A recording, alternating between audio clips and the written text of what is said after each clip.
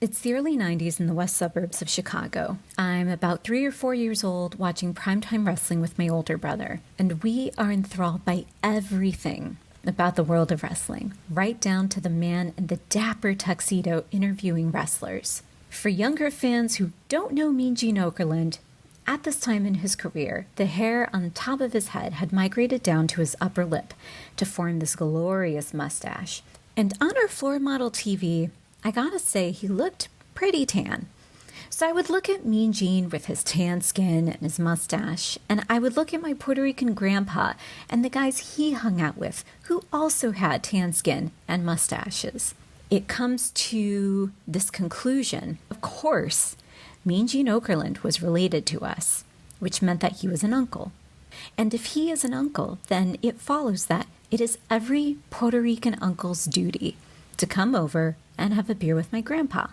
And if he's having a beer with my grandpa, then logically, my brother and I have to come say hi because that's how we were raised. And if we're there saying hi, then he will know that we watch wrestling and he will tell us stories about all of the wrestlers he's interviewed while we sit at his feet and listen quietly. And eventually, life happened. My grandpa passed away. The beer-drinking tan mustache men didn't come around as much. We moved away, and eventually I figured out that this just wasn't going to happen for me. Until the 2000s, back in the days of message boards, when I told this story to my new friend Matt, who also liked wrestling. He sent me something on Skype, and what he sent me was a video message that he had purchased in the days before a Cameo, directly from Mean Gene Okerlund, in which Mean Gene said my full name, wished me a happy birthday, and reminded me of this ridiculous story from my childhood. First of all, in the days before pro wrestling shoots at prowrestlingtees.com, not cameos. Let's get that straight.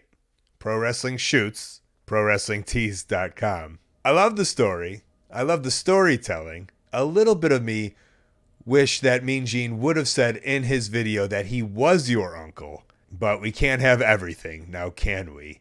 And that is fun to think. If you're a little Puerto Rican girl, that Mean Gene was so tan that you thought he was a Puerto Rican man, which makes all the sense in the world. Of course it does. What I loved more was the logic that I guess your world was so small that even though he was on national global television, all the tan mustached Puerto Rican men, they all come over, they all drink with Grandpa, so he'll be over at any moment.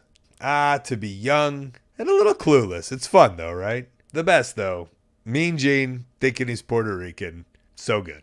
Hey, thanks for watching. That call was part of a whole podcast called Wrestling Anonymous. Listen to the whole thing weekly. Wherever you listen to your podcast, go subscribe. And while you're at it, subscribe right here on YouTube to Colt Cabana's channel. Thank you.